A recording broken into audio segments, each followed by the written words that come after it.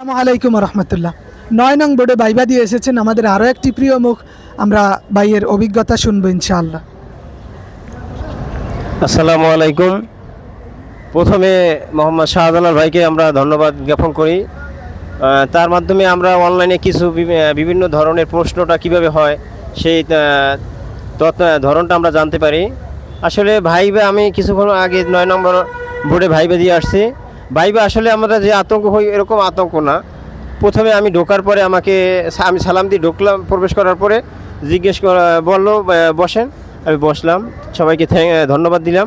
ধন্যবাদ দেওয়ার পর বললো আপনি কোন বিভাগের স্টুডেন্ট? আমি বললাম আমি আল কোরআনের স্টুডেন্ট। বললো যে আপনি কি আল কোরআনে অনার্স মাস্টার্স? আমি বললাম জি।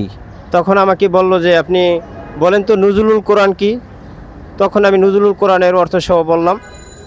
বলার পরে কিছুক্ষণ বলার পরে একটু থামাই দেওয়ার পরে বললো যে এরপরে আপনি একটু তারকিব করেন, ইয়া কানা বুধু ইয়া কানাস্তাইন, এটা তারকিব করেন। তারকিব শুরু করার পরে বললো যে মাশাআল্লাহ আপনি আসতে পারেন। তারপর আমি সবাইকে ধন্যবাদ দিয়ে আমি আসলাম। অসংখ্য ধন্যবাদ এই যে শাহজালাল মিডিয়া ভাইকে, আমরা তার মাধ্যমে অনেক উপকৃত হই। সবাই তার জন্য দোয়া করবেন। জি, অসংখ্য ধন্যবাদ ভাইকে অভিজ্ঞতা শেয়ার করার জন্য।